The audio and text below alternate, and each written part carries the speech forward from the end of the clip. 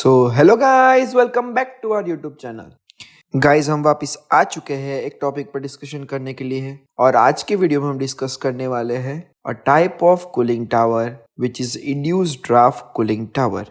Guys, अगर आपको याद होगा तो हमने लास्ट वाले वीडियो में कूलिंग टावर के ऊपर डिस्कस किया था। उसमें हमने देखा था कूलिंग टावर क्या होता है, कूलिंग टावर के टाइप्स क्या होते हैं। उसमें हमने देखा था natural draft cooling tower, mechanical draft cooling tower जिसमें हमने इंड्यूस्ड और फोर्स्ड ड्राफ्ट कूलिंग टावर देखे थे। पर्टिकुलरली ये वीडियो में हम देखेंगे induced draft cooling tower work कैसे करता है, क्योंकि गाइस ये जो इंड्यूस्ड ड्राफ्ट कूलिंग टावर है वो मोस्टली हर एक इंडस्ट्री में आपको पाए जाएंगे और इसका हम एक एनिमेशन की हेल्प से हम देखेंगे कि वो कैसे वर्क करता है। ठीक है गाइस। और गाइस, ऑलरेडी हमने एक वीडियो बना दिया है कूलिंग टावर के ऊपर जिसमें हमने एक ब्रीफ डिस्कशन किया है। उसकी लिंक भी मैं डिस्क्रिप्शन के अंदर दे दूंगा, तो आप चेकआउट कर सकते हो। ठीक है गाइस। तो गाइस चलिए हम आगे बढ़ते हैं इस वीडियो में जिसका टॉपिक है how does induced draft cooling tower works. ठीक है। तो गाइस इधर हम देखेंगे। सबसे पहले गाइस आपको बेसिकली पता होना चाहिए कि कूलिंग टावर चीज़ क्या है। कूलिंग टावर क्या करता है, एक हीट रिजेक्शन डिवाइस है। उसका मतलब ये है कि कूलिंग टावर की हेल्प से हम गर्म पानी को ठंडा करेंगे। सिंपल, एकदम क्लियर कट। ठीक है। मतलब प्लांट के अंदर से जो गर्म पानी आया है उसको हम कूलिंग टावर की हेल्प से ठंडा करके वापस प्लांट के अंदर भेज देंगे। अभी ये क्वेश्चन आएगा कि प्लांट के अंदर से गर्म पानी कैसे आया। तो गाइस, प्लांट के अंदर मतलब इंडस्ट्रीज के अंदर जो टाइप ऑफ रिएक्शंस होती है, अलग अलग टाइप की रिएक्शन, उसको कंट्रोल करने के लिए हमको एक पर्टिकुलर टेम्परेचर पे वो रिएक्शन को रन करना होता है। मतलब आप समझो कि एक रिएक्शन हो रही है रिएक्टर के अंदर और ऐसा मान लो कि वो रिएक्शन जो हो रही है वो एक्सोथर्मिक रिएक्शन हो रही है। मतलब जैसे ही टाइम पर टाइम जाता रहेगा, रिएक्शन होती रहेगी, वो उसकी वाइगरसिटी बढ़ती रहेगी, मतलब रिएक्शन की इंटेंसिटी बढ़ती रहेगी। अब जितनी रिएक्शन की इंटेंसिटी बढ़ेगी उतना टेम्परेचर राइज होगा और जैसे ही टेम्परेचर राइज होता जाएगा तो एक रिस्क क्रिएट करेगा। समझ रहे हो ना आप। और उसको मिनिमाइज करने के लिए हम एडिशनली एक यूटिलिटी प्रोवाइड करते हैं रिएक्टर के जैकेट के अंदर, जिससे क्या होगा कि आपकी हीट ट्रांसफ़र होगी। जो हीट लिबरेट हो रही थी, मतलब हीट जो बढ़ रही थी रिएक्टर के अंदर, वो अभी हीट ट्रांसफ़र करेगी जो जैकेट के अंदर कूलिंग वाटर हम प्रोवाइड करेंगे उसके साथ, और अपने टेम्परेचर को कंट्रोल करके रखेगी। इससे क्या होगा कि आपका जो सेफ्टी पॉइंट ऑफ व्यू जो रिस्क है उसको भी मिनिमाइज हो जाएगा। और दूसरा, जो आपकी रिएक्शन एक पर्टिकुलर टेम्परेचर पे होनी चाहिए थी वही टेम्परेचर पे होगी। क्लियर। और एक बार समझा दूँ, रिएक्टर के अंदर आप समझो रिएक्टेंट्स डाल रहे हैं और रिएक्टेंट्स मिक्स होकर रिएक्शन कर रहे हैं। वो उसका इनिशियल टेम्परेचर है 20 डिग्री, उसका बढ़ के हुआ 30, 40, 50, 60, और ऐसा है कि हमको वो रिएक्शन हमको रन करनी है 50 डिग्री सेल्सियस पे। पर ये with gradual increase in reaction ये टेम्परेचर बढ़ता ही जा रहा है। तो 50 को कंट्रोल करने के लिए हम क्या करेंगे कि जैकेट के अंदर कूलिंग वाटर देंगे।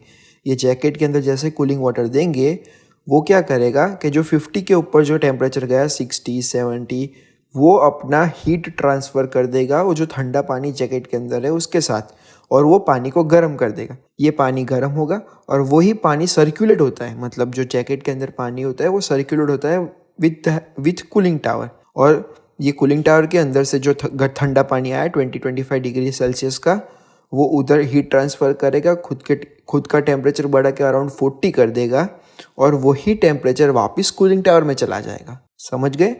मतलब रिएक्टर के अंदर जो रिएक्टेंट्स है वो जैसे ही टेम्परेचर इंक्रीज करेंगे रिएक्शन होते ही, वो उसको कंट्रोल करने के लिए वो अपनी हीट दे देंगे कूलिंग वाटर को और कूलिंग वाटर वापस चला जाएगा कूलिंग टावर में। उधर वो टेम्परेचर जो इधर से गया, समझो 40, 50 कुछ भी जो भी गया है, वो उधर पहुंचेगा, उधर से वापस वो 25 का होके आएगा रिएक्टर के जैकेट के अंदर। मतलब ये इधर सर्कुलेशन होता रहेगा और जो इधर है हीट ट्रांसफ़र होती रहेगी। इसके हेल्प से हम जो रिएक्शन है उसको कंट्रोल करके रख सकते हैं। समझ रहे हो आप। तो इसका यूज़ है कूलिंग टावर के अंदर।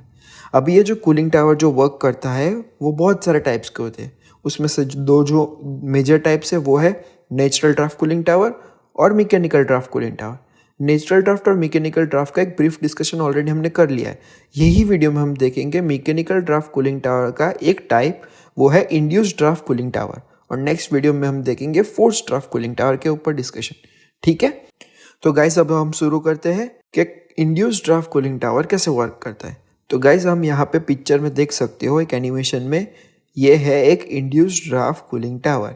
सबसे पहले इंड्यूस्ड ड्राफ्ट कूलिंग टावर को हम रिकॉग्नाइज कैसे कर सकते हैं, मतलब देखते ही आपको पता चल जाएगा कि ये है इंड्यूस्ड ड्राफ्ट कूलिंग टावर। कैसे कि इंड्यूस्ड ड्राफ्ट कूलिंग टावर जो होता है उसके ऊपर एक फ़ैन लगा होता है। यहाँ पे आप फैन एक देख सकते हो जो घूम रहा है, वो फैन ऊपर की डायरेक्शन में ऊपर लगाया होता है कूलिंग टावर के ऊपर, जो क्या करता है कि नीचे से जो अपनी फ्रेश एयर आ रही है उसको सक करेगा नेगेटिवली और ऊपर की डायरेक्शन में खींचेगा, मतलब इंड्यूस एक्शन क्रिएट करेगा। वो नीचे की जो एयर है उसको सक करके ऊपर की डायरेक्शन से निकाल लेगा। यही पर्पस होता है फैन का, और इसी वजह से इसको हम बोलते हैं इंड्यूस ड्राफ्ट कूलिंग टावर, क्योंकि इधर जो एयर का फ्लो है वो इंड्यूस एक्शन में हो रहा है। ओके गाइस, सो इंड्यूस ड्राफ्ट कूलिंग टावर में गाइस क्या होता है, सबसे पहले यहाँ पे आप देख सकते हो प्लांट यूज वाटर, मतलब जो प्लांट के अंदर से जो वाटर गर्म होकर अपना आया है वो इधर से इनलेट होगा। दूसरी चीज़, फ्रेश एयर नीचे से इनलेट होगी। फ्रेश एयर मतलब जो नॉर्मल एटमॉस्फेरिक एयर है वो फ्रेश एयर नीचे से इनलेट होगी। वो फ्रेश एयर ऊपर की डायरेक्शन में वर्क करेगी because of the induced fan. वो इंड्यूस्ड फैन उसको खींचेगा एयर को, इसलिए वो ऊपर के डायरेक्शन में मूव होगी। दूसरा, जो प्लांट यूज वाटर है वो नीचे के डायरेक्शन में फ्लो होगा बाय ग्रेविटी, और वो दोनों का कांटेक्ट होगा बीच में, मतलब जो हॉट वाटर है और फ्रेश एयर है वो दोनों का कांटेक्ट होगा। और जैसे ही कांटेक्ट होगा, सबसे पहले क्या होगा, जो हॉट वाटर है अपनी हीट को एटमॉस्फेयर के अंदर लिबरेट कर देगा, और जो एयर है उसकी कूलनेस है वो वाटर के अंदर ट्रांसफ़र हो जाएगी। मतलब जो हॉट वाटर था वो अपनी हॉटनेस एटमॉस्फेयर के अंदर लिबरेट करके खुद ठंडा हो जाएगा, और जैसे ही वो ठंडा होगा वो नीचे कूलिंग का बेसिन होता है कूल वाटर का, उसके अंदर कलेक्ट हो जाएगा, और नीचे से ही कूलिंग वाटर आउट, मतलब प्लांट के अंदर ठंडा पानी वापस चला जाएगा। ठीक है गाइस, क्लियर। और दूसरी एक चीज़ थी कि जो अपनी फ्रेश एयर नीचे से इनलेट हुई, जो फैन की वजह से ऊपर की डायरेक्शन में जा रही थी, वो उधर से ही वेंट ऑफ हो जाएगी। यहाँ पे लिखा है हॉट एयर आउटलेट, मतलब ऐसा नहीं है कि जो हवा निकलेगी वो गर्म होगी, वो जो एयर रहेगी वो वेंट ऑफ हो जाएगी। बाकी का जो हॉटनेस है वो तो ऐसे भी जो नॉर्मल एटमोसफियर है उसके अंदर लिबरेट हो जाता है। ठीक है गाइस, तो ये है simple working of induced draft cooling tower. और गाइस इधर सबसे मेन दो चीज़ है, वो है प्लांट यूज्ड वाटर, जो हमारा इनलेट होता है हॉट वाटर, वो नोजल्स की हेल्प से स्प्रे होगा। मतलब जैसे ही नोजल्स की हेल्प से स्प्रे होगा वो अपनी हॉटनेस उधर ही रिलीज कर देगा।